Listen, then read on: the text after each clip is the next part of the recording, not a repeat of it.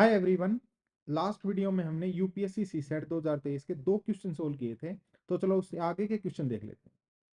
So question में बोला गया है 125 identical cubes are arranged in the form of a cubical block. How many cubes are surrounded by other cubes from each side? तो हमें 125 small cubes दी गई हैं and in cubes को मिला के एक बड़ा क्यूबिकल ब्लॉक बनाया गया है। हमें बताना है कि उस बड़े क्यूबिकल ब्लॉक में कितने क्यूब्स ऐसे होंगे जो हर साइड से अदर दूसरे क्यूब्स से घिरे होंगे। ठीक है, तो अगर मुझे 125 स्मॉल क्यूब्स से एक बड़ा क्यूबिकल ब्लॉक बनाना हो तो मैं उन्हें कैसे अरेंज करूंगा या कैसे उन्हें एक साथ लगाऊंगा कि हमें एक बड़ा क्यूबिकल ब्लॉक मिल जाए। तो मैं उस अरेंजमेंट का एक पैटर्न या एक लेयर आप लोगों को यहाँ पे बना के दिखा देता हूँ कि ऐसे अरेंज करने पे हमें एक बड़ा क्यूबिकल ब्लॉक मिल जाएगा। तो मैंने ये एक लेयर बना के दिखाई है। तो 5 क्यूब्स एक रो में और 5 ही क्यूब्स एक कॉलम में अगर अरेंज कर देंगे तो एक लेयर हमारी रेडी हो जाएगी ऐसे। और ऐसे करके हम 4 लेयर्स इसके ऊपर रख देंगे, एक लेयर फिर दूसरी फिर तीसरी फिर चौथी फिर पांचवी, तो हमारा एक बड़ा क्यूबिकल ब्लॉक जो है वो रेडी हो जाएगा। ठीक है, इस लेयर को ध्यान से देखो तो हमें एक चीज समझ में आएगी कि जो इनर क्यूब्स है ना, जो इनर पोर्शन में क्यूब्स हैं वो ही हर साइड से क्यूब दूसरी क्यूब्स से सराउंडेड है। ओके, ठीक है। अब सेकंड लेयर के बारे में सोचो, फर्स्ट लेयर सेकंड लेयर। तो सेकंड लेयर के इनर पोर्शन में जो क्यूब्स होंगी वो है ना, फिर सेकंड लेयर के ऊपर थर्ड लेयर होगी। तो सेकंड लेयर वाली क्यूब्स नीचे से भी सराउंडेड है, ऊपर थर्ड लेयर वाली क्यूब से सराउंडेड है, राइट साइड से सराउंडेड है, लेफ्ट साइड से भी सराउंडेड है। मतलब सेकंड लेयर की इनर क्यूब्स जो है वो हर साइड से सराउंडेड है। ऐसे ही थर्ड लेयर वाली नीचे नीचे वाली साइड से सराउंडेड, ऊपर फोर्थ लेयर से सराउंडेड, साइड से सराउंडेड और लेफ्ट से भी सराउंडेड। ऐसे ही फोर्थ लेयर भी ऊपर फिफ्थ लेयर से, नीचे थर्ड लेयर से, साइड राइट साइड से भी लेफ्ट साइड से भी, लेफ्ट साइड से भी। मतलब अंदर वाली या इनर पोर्शन में टोटल क्यूब्स है 9, है ना। सेकंड थर्ड और फोर्थ लेयर की जो इनर पोर्शन की क्यूब्स हैं वो हर साइड से सराउंडेड है ना। तो हमारे पास 3 लेयर्स ऐसी हैं जो जिसमें क्यूब साइड हर साइड से सराउंडेड है ना। और इनर पोर्शन में है नो क्यूब। तो 9 × 3 = 27। सो 27 क्यूब्स ऐसी होंगी उस बड़े क्यूबिकल ब्लॉक में जो हर साइड से क्यूब्स से सराउंडेड होंगी। इस क्वेश्चन का आंसर था option A. Let's move to next question. Next question में बोल रहा है कि how many distinct 8 digit numbers can be formed by rearranging the digits of the number.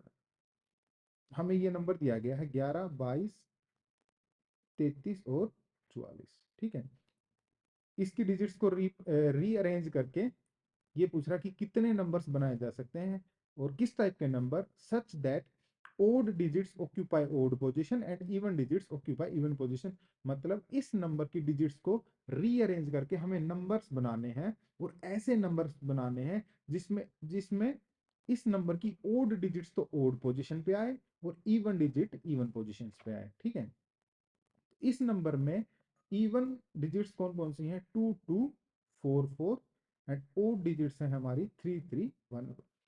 ठीक है, अब हमें क्या करना है, 8 डिजिट के नंबर्स बनाने हैं। 8 डिजिट के हमें नंबर्स बनाने हैं एंड कैसे नंबर्स की ये इवन डिजिट्स इवन पोजीशन पे आए और ओड डिजिट्स ओड पोजीशन पे आए। ठीक है, तो इन 8 एम्प्टी प्लेसेस में से इवन डिजिट्स इवन प्लेसेस कौन कौन से हैं, second, fourth, sixth and eighth. ठीक है, तो अगर मुझे इन 4 डिजिट्स को इन 4 प्लेसेस पे फिल करना हो तो मैं कैसे फिल करूंगा। एक तरीका मैं आपको लिख के दिखा देता हूँ, 2 2 4 4। ये वन ऑफ द वे है to fill these 4 numbers on these 4 places. ठीक है, ये तो एक पर्टिकुलर वे हो गया। ठीक है, तो ये एक पर्टिकुलर वे हो गया। दैट मीन्स कि ये अपनी पोजीशंस चेंज कर सकते हैं, ये 2 2 4 4 अपनी पोजीशंस शफल कर सकते हैं या ये आपस में अरेंज हो सकते हैं। ठीक है, तो ये 2 2 4 4 इन 4 पोजीशंस पे कितने तरीके से अरेंज किए जा सकते हैं, वो है 4 फैक्टोरियल अपॉन 2 फैक्टोरियल 2 फैक्टोरियल। ठीक है, ये 4 डिजिट से इस थे, इसलिए मैंने 4 फैक्टोरियल लिख दिया ऊपर। इसमें से ये 2 रिपीट हो रहा था, तो इसके लिए 2 फैक्टोरियल से डिवाइड कर दिया। 4 फैक्टोरियल, ये 4 जो है वो भी रिपीट हो रहा था, इसलिए मैंने 2 फैक्टोरियल से डिवाइड कर दिया, क्योंकि ये 2 बार आ रहा है, ये भी 2 बार आ रहा है। ठीक है, ठीक है। तो अभी के लिए मान लेते हैं कि 2 2 4 4 ऐसे यहाँ पे फिल कर दिए गए हैं। ठीक है, इनके फिल करने के बाद जो एम्प्टी प्लेसेस बचे हैं, जो ओड ओड डेजिग्नेशन वाले जो प्लेसेस बचे हैं, उन पे आने हैं ओड डिजिट्स, है ना। तो 4 ही जगह है, 4 ही ओड डिजिट्स हैं।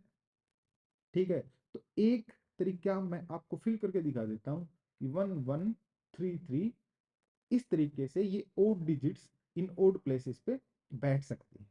ठीक है, फिर वही बात, ये 1133 तो एक पर्टिकुलर तरीका हो गया जिससे हम इन ओड डिजिट्स को ओड प्लेसेस पे फिल कर सकते हैं। ये 1133 भी तो अरेंज होंगे ना। ठीक है, 1133 भी अरेंज होंगे। तो ये कितने तरीके से अरेंज हो सकते हैं? In the same way 4 factorial upon 2 factorial, क्योंकि एक एक 3 4, ये 4 डिजिट्स थी। एक 2 बार आ रहा है, इसलिए 2 फैक्टोरियल से डिवाइड कर दिया। ये 3 2 बार आ रहा है, तो 2 फैक्टोरियल से डिवाइड कर दिया। अब बात ये है कि हमने इन्हें मल्टीप्लाई क्यों किया है ना। ये कौन से वे हैं? ये वे हैं जिनमें इवन प्लेसेस पे इवन डिजिट्स भरी जा सकती हैं, और ये वो नंबर ऑफ वेज हैं जिसमें ओड प्लेसेस पे ओड डिजिट भरी जानी। अब हमने इन्हें मल्टीप्लाई क्यों किया?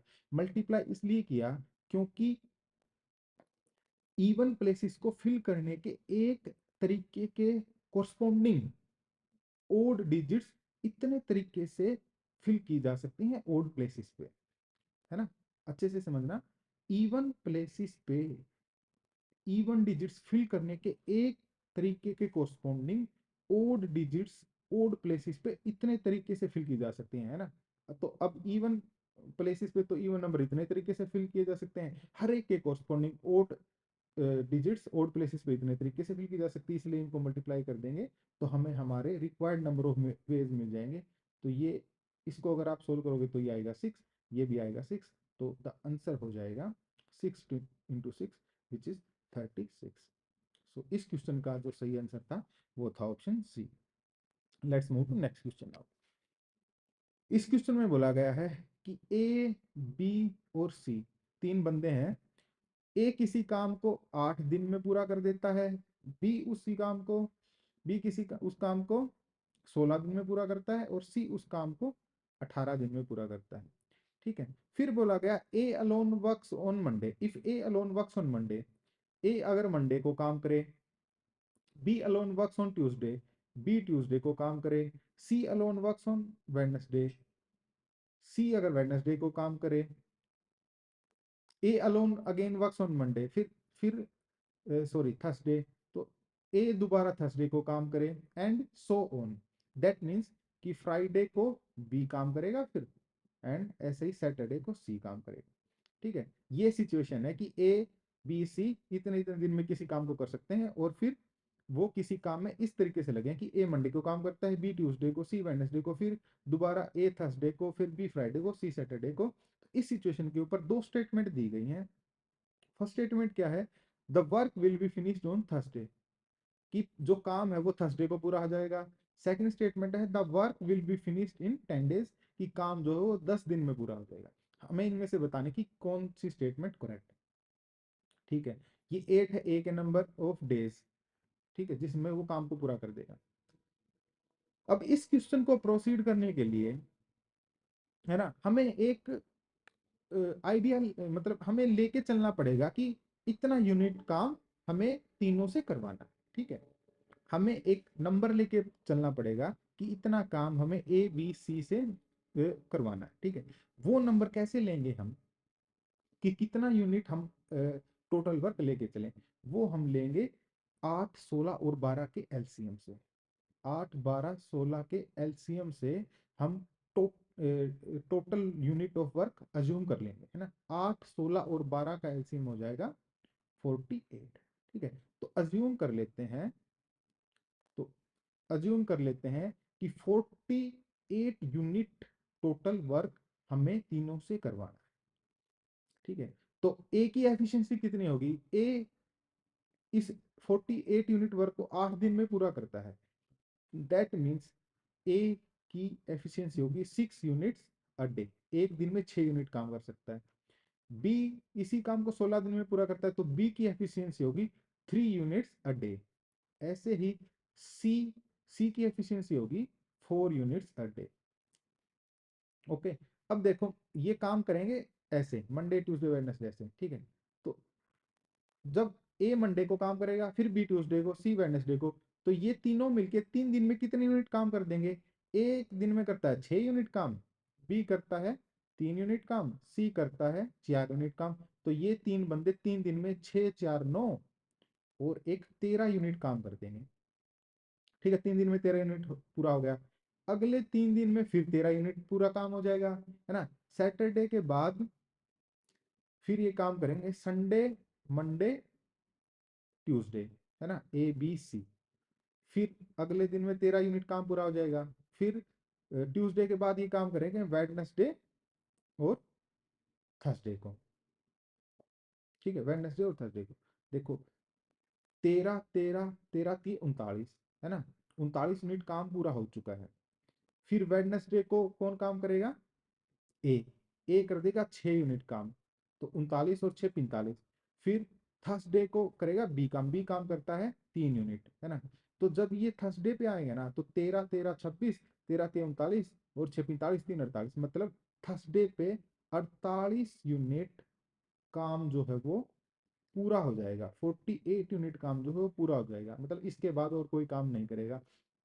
ठीक है, मतलब काम कब पूरा हुआ? थर्सडे को। तो फर्स्ट स्टेटमेंट तो होगी ट्रू कि the work will be finished on Thursday, Thursday को काम पूरा हो गया है 48 यूनिट। ठीक है। फिर सेकंड स्टेटमेंट में बोल रहा था कि the work will be finished in 10 days, कि काम जो है वो 10 दिन में पूरा हो जाएगा। अब देखो काउंट कर लेते कि कितने दिन में पूरा हुआ है। 1 2 3 4 5 6 7 8 9 10 11, है ना। काम तो 11 दिन में जाके पूरा हुआ है। दैट मीन्स कि जो सेकंड स्टेटमेंट है वो रॉन्ग है। इस क्वेश्चन का राइट आंसर हो जाएगा A1। Thank you, see you in the next.